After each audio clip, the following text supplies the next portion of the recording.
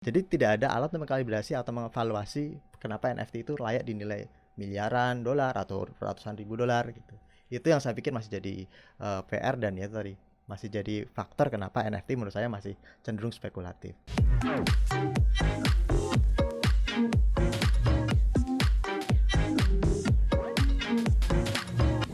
Halo Sobat Cuan, selamat datang di podcast Cuap-Cuap Cuan. Hai, selamat Halo. datang di Koneksi Konten Ekonomi.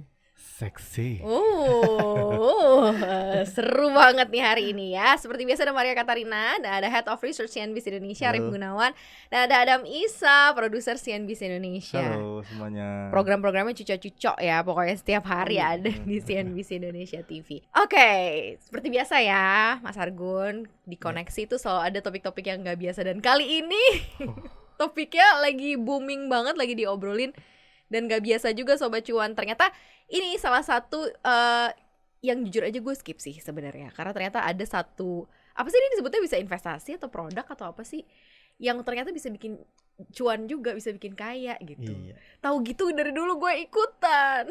Investasi dunia lain. Kali aja mau tau gue Metaverse. bisa laku. NFT, Iya. Gozali, everyday. Hai Gozali, kamu gak mau main kesini? Saya mau tanya, gimana caranya kamu bisa meraup itu uang itu? Gimana sih geng sih soal NFT nih? Silahkan deh, yang cowok-cowok biasanya lebih ngeh. Siapa? Mas Argun. Adam gimana? Adam. Kalau saya sih ngelihat NFT ya. Mm-mm. NFT itu kan baru tahun 2021 ini kan boomingnya, gara-gara itu pun di Indonesia rame karena Gozali yang kemarin, Mm-mm. Gozali Everyday. NFT non fungible token. Mhm. Kalau yang saya baca sih dia mulai sudah ada itu di dunia metaverse atau blockchain-nya itu kan di tahun 2014 ya, tapi kan baru-baru kesini aja mulai rame. Mm-mm. Nah, itu yang terus setelah itu di Indonesia biasalah warga plus 62 ketika melihat orang lain sudah sukses langsung FOMO gitu kan, ikut-ikutan.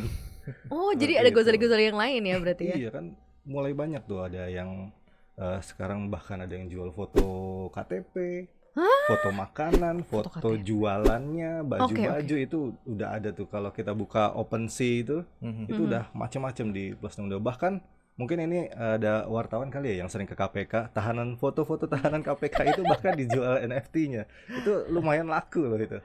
Fotonya Setia Novanto itu kalau nggak salah saya baca terakhir harganya sampai $2.800. $2.800. Kalau si fenomena Hmm. Gozali ini gimana nih? Kalau fenomena Gozali terakhir itu katanya dia punya, kalau dihitung-hitung total kekayaannya sampai bermiliar-miliar gitu. Miliaran itu Hmm. mungkin karena konsistensi dia kali ya. Foto-foto selfie-nya dia dari 2017 itu kan. Hmm. Dari 2017, dan itu baru laku itu kan nggak langsung di 2017 itu kan, dia hanya posting foto terus lama-lama ada yang beli terus harganya naik. Ya, karya seni, kalau karya seni mungkin Mas Argun bisa Ini lebih. berarti ini mekanismenya tuh adalah, berarti dia punya akun NFT-nya itu sendiri dong. Iya, dia bikin kemudian produk-produk Terus diposting. seninya ya, itu dikemas dalam bentuk digital dan disertifikasi kan ya. Iya betul, ada Jadi sertifikasi. kalau di NFT itu kita bikin karya seni dan digital, entah foto, audio maupun video, dan itu kemudian ada semacam sertifikasinya yang tercatat di blockchain. Jadi semua orang sedunia blockchain ini mendapatkan keterangan bahwa produk A ini miliknya Argun misalnya. Nggak bisa didaftarkan oleh orang lain gitu. Ya ini yang keunggulannya teknologi blockchain di NFT ini gitu. Jadi Betul. masuknya ke kategorialnya apa? Produk, investasi atau apa? Jujur li Sobat Cuan, enggak blas gue bener-bener. Mungkin kalau zaman dulu kita ngeliat kayak lukisan kali ya, karya satu orang, dimiliki satu orang, terus nanti diperjualbelikan, dilelang kayak gitu kan. Kalau yang saya tahu di NFT itu, di OpenSea itu kan sistemnya yang terkenal adalah lelang kan. Siapa yang menawar dengan harga tertinggi itu nanti yang bisa dapat NFT-nya. Dia pun nanti setelah memiliki, kalau memang dirasa NFT-nya bagus atau dia berani menjual lagi dengan harga tinggi dan ada yang menawar lagi kan, itu makin tinggi harganya berarti kan. Oh, itu tawar menawarnya ya di dunia di blockchain itu berarti ya? Iya. Karena kan kalau kita beli saham kan udah ketahuan nih harganya satu Iya. lembarnya 100 perak. Jadi ketahuan nih kalau makin banyak yang beli 100 lama-lama naik 110, 125 gitu-gitu. Nah, ini kalau mekanisme harga di NFT ini seperti apa? Kalau yang saya pernah Jangan baca punya sih, nih Adam. NFT itu sistemnya kayak lelang jadi, Maria. Jadi Aku punya NFT iya, misalnya kita bikin akun dulu jadi dia punya platform kayak kita beli saham kan kita harus punya ikut sekuritasnya RDN, nih, ada RDN-nya. sekuritasnya. Terus dia bikin akun NFT-nya, kemudian dia posting apapun yang hasil karya dia, misalnya kayak foto, video, mungkin tulisan atau mungkin gambar GIF atau GIF ya.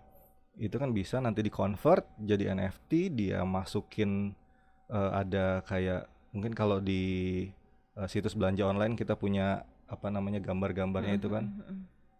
Tapi kalau nggak salah di OpenSea itu kita harus setor dana awal kalau nggak salah sekitar $100. Itu harus di-convert ke Ethereum dulu untuk modal awal kita. Oh, modalnya Gitu. pakai Ether ini berarti Pakai ya. Ethereum. Nanti dia baru bisa buka harga, misalnya fotonya dia mau dijual berapa nih harganya. Gitu, pakai ETH gitu, misalnya 0,1 ETH gitu. Nanti kira-kira ada yang beli nggak nih? Ada yang beli, mungkin dia nawar jadi 0,2 ETH gitu. Terus nanti nambah-nambah lagi gitu. Seperti itu. Jadi yang bisa saya digoreng tahu. juga ya. Nah, Sistemnya bidding ya. itu dia kalau yang lo amati nih sebenarnya NFT ini seperti apa sih perjalanannya sampai akhirnya ada si Gozali Everyday yang mengguncang justru Indonesia. Gozali ini rame kan kayaknya karena sebelum ada Gozali, ada dia, itu kan udah banyak yang lain. Syahrini juga bikin NFT tapi nggak se-hype dia. Jadi orang-orang kaget bagaimana mungkin orang, mohon maaf ini orang biasa, bukan artis, Bahkan hanya fotonya selfie doang ya kan? Selfie. Datar ya, apa Iya. namanya? Ekspresi datar. No expressions Ekspresinya biasa ya blank gitu, Heeh. tapi itu jadi ikonik. Nah, itu yang dikuncinya. Seni digital di NFT ini kalau yang saya lihat itu merupakan perwujudan seni postmodernisme nih, Maria dan Adam. Jadi kalau dulu kan ada seni modernisme. Seni modernisme itu seni yang keluar dari apa namanya, aliran realisme. Realisme itu kalau orang melukis zaman dulu itu ya ngelukis pemandangan, gunung, lukis orang gitu kan. Mukanya dibikin persis banget gitu ya. Maksudnya kayak potret. Tetapi seni modernisme udah keluar dari situ. Ada aliran dadaisme, ada aliran ya Pablo Picasso yang ya kotak-kotak dan sebagainya. Dia ingin menunjukkan bahwa nggak harus sama seperti alam. Kita seni itu tidak memotret alam, tidak memotret manusia, tapi seni itu menciptakan ide kreasi dan ya ada aliran-aliran ekspresionisme, impresionisme dan lain sebagainya. Tetapi kemudian ada perkembangan baru, seni postmodernisme. Postmodernisme ini juga membongkar konsepnya modernisme. Kalau modernisme dia menganggap yang lama itu ya udah jelek, yang bagus itu yang baru-baru. Nah, postmodernisme bilang yang baru itu belum tentu bagus. Konsep keindahan yang benar itu bukan milik dia, bukan ada narasi besar tentang keindahan itu 1 2 3. Teori modernisme menyebutkan impresionisme itu seperti ini, ekspresionisme seperti ini. Postmodernisme bilang yang benar nggak kayak gitu. Yang benar itu ya semua orang berhak menciptakan konsep narasinya sendiri. Dan inilah yang terjadi pada Gozali. Jadi konsep keindahan di digital art ini tidak lagi mengacu pada artis atau mengacu pada ya konsep indah itu seperti apa. Tapi ya kalau Anda bisa menjadi icon, orang ingat dan menganggap itu sebagai unik, menarik, indah, itu seni gitu. Seni yang menarik. Dan saya pikir itulah yang sekarang kita lihat, ada perkembangan postmodernisme, filsafat yang kemudian masuk ke karya seni di era digital dan itu menyebar lewat blockchain. Itu yang menarik saya pikir dari fenomena. Tapi di luar negeri udah booming, apa maksudnya udah booming nggak sih NFT ini? Kalau gue jujur li ya baru tahu sekarang nih karena ada Gozali Everyday. Iya.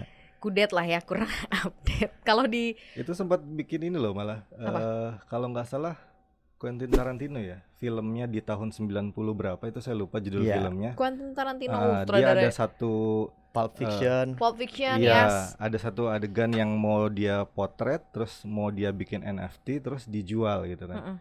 Tapi sayangnya menimbulkan konflik dengan rumah produksinya, production house-nya Miramax kalau nggak salah. Dia menganggap bahwa semua aset di dalam film itu punya production house-nya, tapi si sutradara ini Quentin Tarantino menganggap bahwa itu adalah karya saya gitu. Jadi saya berhak menjualnya itu di NFT itu sampai seperti itu ininya apa namanya ada konfliknya. Tahun berapa tuh 19? Filmnya tahun 90-an kalau nggak salah. 90-an. Iya, filmnya tahun 90. Udah lama filmnya, tapi karyanya baru mau dibuat NFT, di foto kalau nggak salah dijadiin foto. itu apa ya gambarnya, saya lupa gambarnya, mungkin bisa dicari di Google nanti.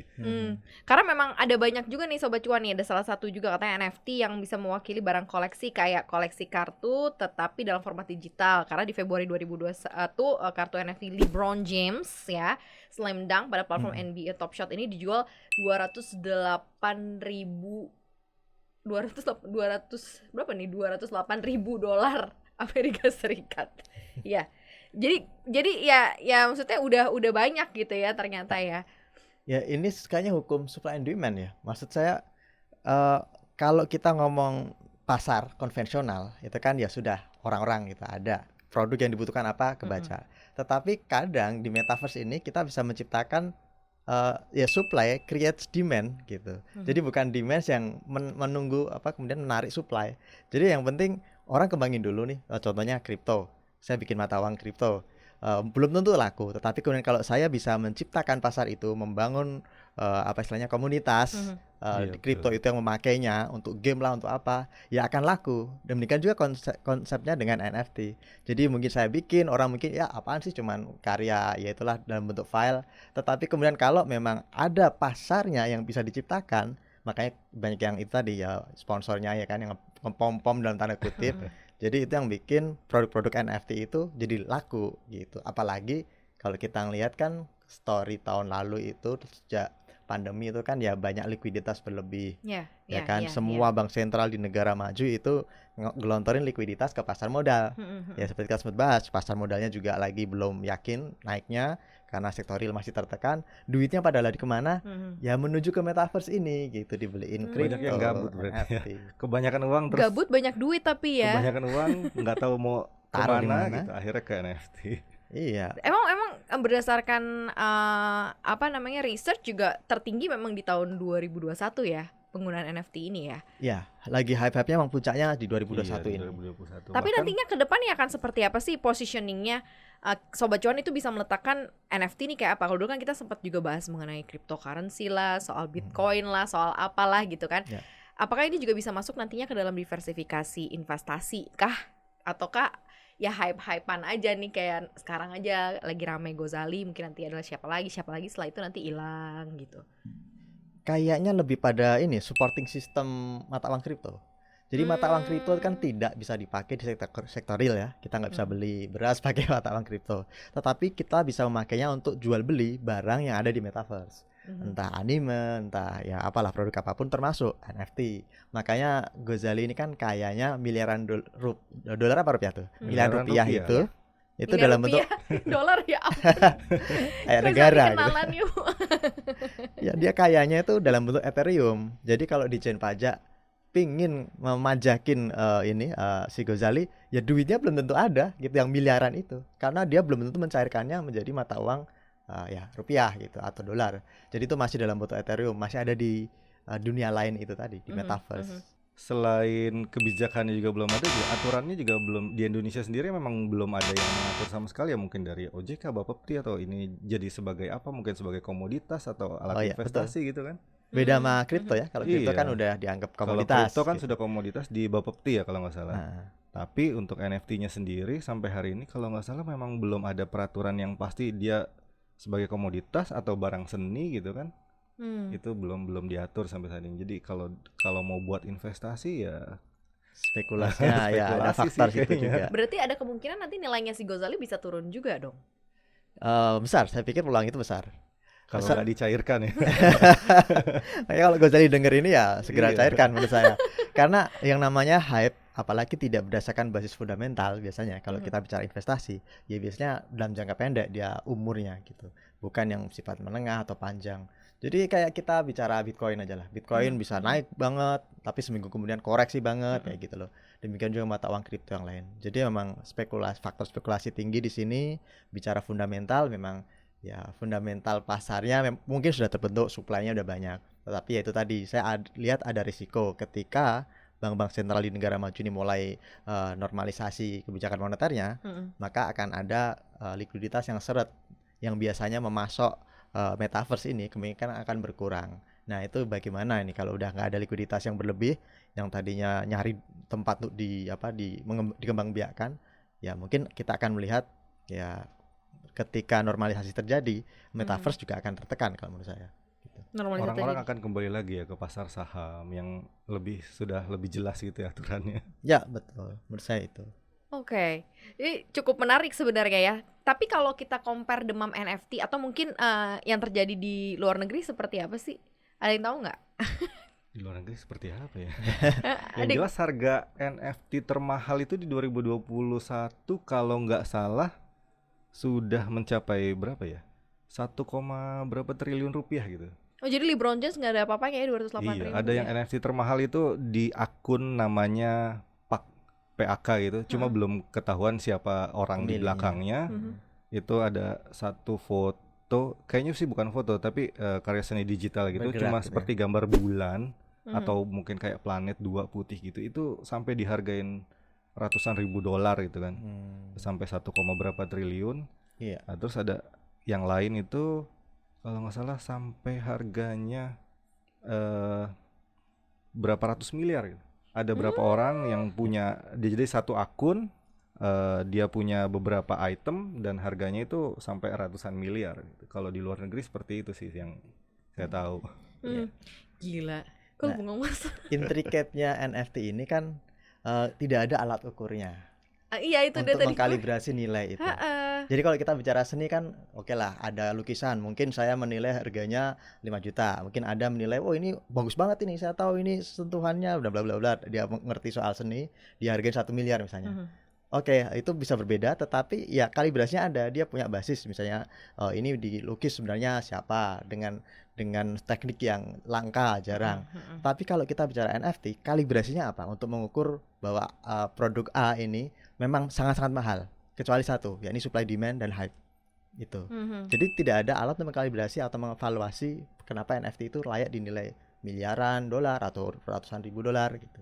Itu yang saya pikir masih jadi PR dan ya tadi masih jadi faktor kenapa NFT menurut saya masih cenderung spekulatif. Untuk disimpan dalam bentuk aset kayak karya seni oke, tetapi itu tadi ada risiko karya seni pun naik turun nilainya. Betul. Kalau dia tidak diproduksi oleh orang yang apa ya, maestro gitu lah. Kalau Avandi misalnya, karya lukisnya mah ya kita tahu lah nggak akan turun harganya, apalagi siapa tuh Michelangelo dan lain-lain itu para pelukis yang sudah terkenal. Sementara kalau NFT ini kan tidak ada basis siapa, otoritas siapa yang bikin, kan ya nggak terkenal. Orang Adam bisa bikin, saya juga bisa bikin, Ghazali bisa bikin, tapi kalibrasi untuk menunjukkan bahwa valuasi keindahan dia itu segini itu belum ada, belum jelas. Mungkin yang bikin berbeda ini kalau di NFT yang saya tahu adalah satu karya seni kita itu kalau kita convert ke NFT itu tidak akan bisa ditiru orang lain ya. Ada keterbatasannya di situ. Jadi satu karya ya punya satu orang doang. Originalitas. Ya, foto Ghazali siapa yang bisa originalitasnya. niru gitu kan? Iya betul. Semirip-miripan dengan Ghazali gitu. Walaupun mungkin ada orang yang ngambil fotonya Ghazali terus masuk ke akunnya dia, itu Nggak bisa. kalau nggak salah di NFT itu tidak bisa Nggak ya, bisa. ada akan ketahuan gitu Iya. kan. Itu yang Ini bikin juga membuat ini nggak sih Mas, ada persoalan baru. Misalnya kayak dulu kan kita bahas soal Bitcoin, soal koin digital kan berkaitan juga dengan energi. Nah, apakah NFT juga sama nih kondisinya? Ada penggunaan energi yang besar juga. Kalau ini Secara sih tidak ada konsep menambang ya. Jadi kalau kripto ini kan mahal karena dia ditambang, Bitcoin ditambang. Dan nambangnya itu harus menyelesaikan atau memecahkan rumus-rumus ya kan, rumus-rumus komputer, program komputer. Kalau ini enggak ya kan, tinggal Anda bikin, mau bentuknya apa? Enggak ngerti, mungkin JPEG apa Atau bagaimana. GIF tadi ya. Nah, tetapi kemudian didaftarkan di blockchain, dikasih mark bahwa ini ya itu tadi diautentikasi bahwa ini punya saya. Dan nggak bisa ditiru orang lain. Ya, paling yang akan jadi masalah adalah masalah hak cipta kali ya.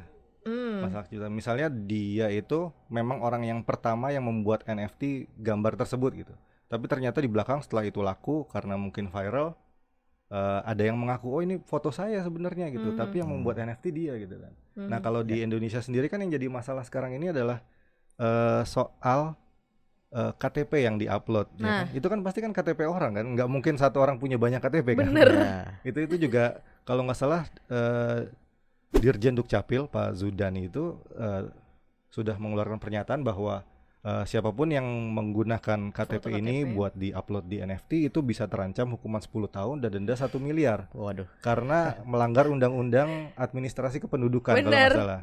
Bener. Itu kan maksudnya data pribadi, terus ancamannya adalah keamanan data pribadi, Ya. bisa jadi dipakai sama orang nanti buat mungkin pinjaman online yang ilegal gitu kan, itu biasanya kan kita Bahaya perlu KTP kan. ya. Ngeri Seperti banget itu. sih itu. Kok ya kepikiran ya posting KTP gitu di NFT. Ya kalau laku ya udah gitu ya, syukur alhamdulillah. Tapi dengan adanya hal-hal seperti ini gitu, Mas, NFT, Metaverse ini sebenarnya mau kemana sih? Kok kayak makin banyak aja variasi atau mungkin cara cari cuannya udah makin banyak. Kita kan nggak tahu sebelumnya apakah emang NFT ini bisa menghasilkan cuan atau enggak. Tapi seorang Gozali membuka mata banyak orang, buka mata ya gue juga. Oh ternyata bisa dapat duit juga, cari cuan juga di sana. Ya, dan sekarang banyak seniman-seniman juga yang akhirnya membuat NFT atas karya-karya mereka, ya fotografer gitu. Dan itu memang hal yang positif lah ya. Atau kalau kita bicara tadi untuk menjamin autentikasi karyanya di dunia digital atau secara umum di dunia metaverse. Hanya saja ya mungkin nanti ya seperti dibilang Adam, kalau misalnya ada sengketa gimana? Hak ciptanya itu tadi kan siapa yang bikin duluan itu yang akan mendapatkan autentikasi. Entah sebenarnya di dunia nyata dia yang bikin atau orang lain yang bikin, dia cuman kayak ngeprint lah ibaratnya gitu. Ya ini kan persoalan yang perlu dibuktikan dan itu belum ada aturan hukumnya memang. Jadi kepastian hukum ini yang masih jadi PR. Kemudian tadi saya pikir kalau kita bicara karya seni ya kalibrasi atau valuasinya itu yang masih kita belum ada. Hanya saja keniscayaannya memang ke sana. Metaverse itu tidak terelakkan. Sekarang kayak Facebook, dia bangun metaverse, dia yakin bahwa nanti interaksi manusia itu tidak hanya di internet, tapi ya di dunia metaverse, dan apalagi ntar dia akan bikin virtual reality di situ. Dan kan cuma avatar kalau ketemu di metaverse. Itu nanti yang akan dikembangkan. Apakah itu our future world emang kayak begitu nantinya gitu, ketemunya di dunia lain itu, Mas? Ya, saya pikir itu akan menjadi bagian dunia kita gitu. Tetapi pada titik mana kita bisa mengkapitalisasinya, maksudnya ya tadi apa yang bisa kita jual belikan, yaitu kan kita masih meraba-raba semua. Dan para pelaku NFT, cryptocurrency ini saya pikir mereka adalah crusader gitu ya. Mereka yang bikin jalannya, ngebuka jalan. Tetapi ya itu tadi, jalannya itu masih gelap gulita, semak belukar, belum ada aturan. Mereka yang bikin jalan. Nah nanti tinggal pemerintah-pemerintah di dunia ini kalau mau bikin aturan regulasi seperti apa. Biasanya kita nanti di Indonesia akan niru Amerika, ternyata ngatur NFT soal trademark dan sebagainya, bagaimana. Ya itu nanti kita akan baru ngikutin. Sejauh ini sih memang belum ada gitu untuk aturan, kepastian hukum itu belum ada. Tapi di metaverse itu sudah mahal loh tanahnya. Iya. Tanah digital itu sudah mahal. Semua bahkan sekarang rame-rame Metaverse ya. Group itu membeli berapa bidang tanah itu kalau nggak salah sampai jutaan dolar kalau nggak salah. Itu mungkin setelah itu udah diplot dulu ya, dia dulu ya. plot bagian tertentu di dunia metaverse-nya itu. Nanti setelah itu mungkin dibangun segala macam, itu masih panjang kan. Tapi itu sih saya ngeliatnya sebagai itu yang ukur siapa sih? Berapa meter perseginya? Gue itu sih bingung kayaknya deh. memang kayak semacam hiburan baru buat manusia yang mungkin udah bosen kali ya dengan. Itu kan kalau dulu dengan permainan bosennya zaman dulu apa sekarang. Sim ya, The Sim ya. Kalau The Iya, Sim The kan. Sim. Kalau ini bener-bener ada tanahnya, dia bisa taruh Iya kan, bangun lebih sesuatu kepada di situ. sekarang kan beralih ke kita pakai VR kan, jadi kita berasa masuk ke dalam gitu ya. Kalau film zaman dulu mungkin yang ngikutin Matrix tahu kali ya. Iya. Kalau ngikutin Ketahuan banget Matrix itu kan ada dunia metaverse-nya sendiri. Oh gitu. Wah, karena memang sejumlah perusahaan besar seperti ada tadi Facebook, Nike pun juga sudah membeli sebidang tanah katanya di Metaverse. Nah ini juga nanti akan jadi seperti apa sih masa depannya gitu. Kalau menurut gambaran lo berdua nih ya, akan seperti apa kalau memang ini nanti akan menjadi bagian dan beriringan gitu. Lucu juga sih kita bisa saling sapa sama orang yang di mana, mungkin di Amerika, di mana dalam bentuk avatar di Metaverse ya. Itu sih bayangan gue, Mas. Cuman ini nggak tahu nanti akan seperti apa mekanismenya, terus kemudian dampak side positifnya seperti apa sih terhadap kehidupan real. Ya paling yang akan berubah drastis adalah konsep bermedia sosial. Jadi media sosial model Instagram, Twitter, Facebook itu yang biasa komen-komen status nggak itu hanya akan sekedar komentar ya. Iya. Bisa ya betul pakai virtual reality, kita ketemu di metaverse, ngobrol, jalan kemana, ketemu di sana, kemudian melakukan aktivitas di sana dan bisa menghasilkan uang di sana. Yang penting itu.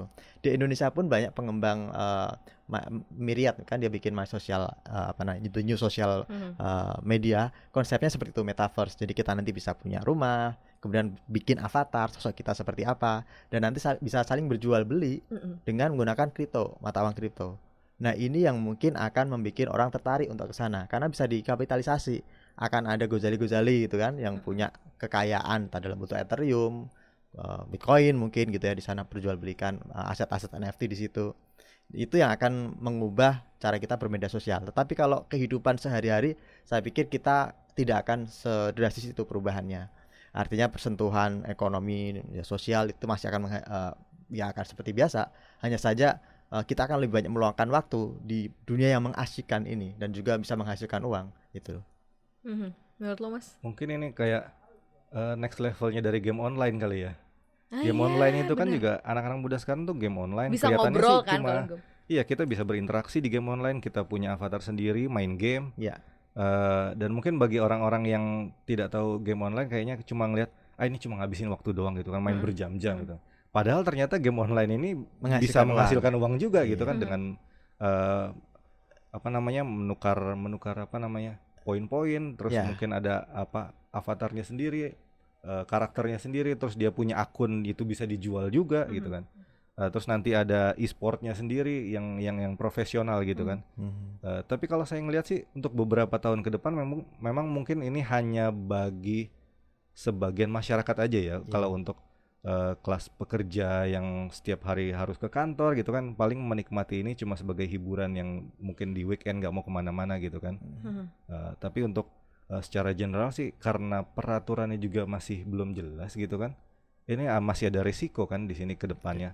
Apakah kita benar-benar akan mengikuti tren ke sana atau bahkan justru apa ya, layu sebelum berkembang. Jadi kayak cuma begini doang gitu kan, gambarnya kan metaverse itu kan belum bagus-bagus banget. Terus NFT cuma ya kita jual gambar, foto atau video gitu kan, cuma begini-gini doang, saya juga bisa bikin sendiri gitu kan.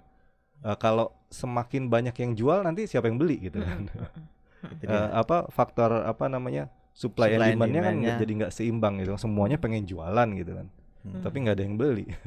Iya sih, bener sih. Ya itulah ya, mungkin ini bisa menjawab gitu kebingungan Sobat Cuan, atau mungkin Sobat Cuan yang berpikir, gue juga mau lah jualan NFT kayak Gozali, siapa tahu bisa cuan ya. Udah telat belum sih? Layak dicoba. Layak dicoba. Nggak pernah ada kata terlambat. Bener. Ada supply, ada demand gitu kan, kali aja coba ya Sobat Cuan ya.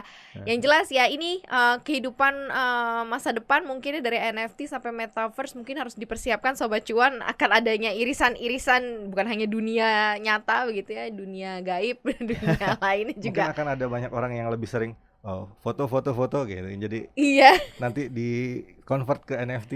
Mau laku mau enggak, yang penting kalau Gozali itu kan konsisten kan. Dari 2017 sampai 2021 dia tetap konsisten tiap hari di tempat yang sama, ekspresi yang sama loh. Hebat loh Gozali. Oke, keren banget lah pokoknya ya. Yang jelas selamat untuk Gozali begitu ya, karena konsistensinya mungkin bisa diambil juga Sobat Cuan ya. Kalau untuk mau cuan ya konsisten aja, mau apapun investasinya. Yang jelas harus mulai dan konsisten. Nah gitu Sobat Cuan ya, pembahasan kita yang sudah sangat-sangat cukup menarik dan mudah-mudahan bisa membuka mata Sobat Cuan ya soal masalah NFT dan dunia Metaverse ini ya. Future world kita ke depan akan seperti apa. Terima kasih Sobat Cuan udah dengerin Koneksi hari ini. Jangan lupa untuk dengerin podcast kita di Spotify, Apple Podcast, Google Podcast, dan juga Anchor. Terus jangan lupa follow Instagramnya Cuap-Cuap Cuan di @cuap_cuan. Sama apa lagi? YouTube ya. Jangan lupa di subscribe YouTube-nya Cuap-Cuap Cuan, like, komen, sama share. Banyak konten menarik di dalamnya. Kece ya. Share sebanyak-banyak ya Sobat Cuan. Thank you banget udah dengerin kita hari ini. Mara Katarina pamit. Argun pamit. Ada Misa pamit. Bye-bye. Bye.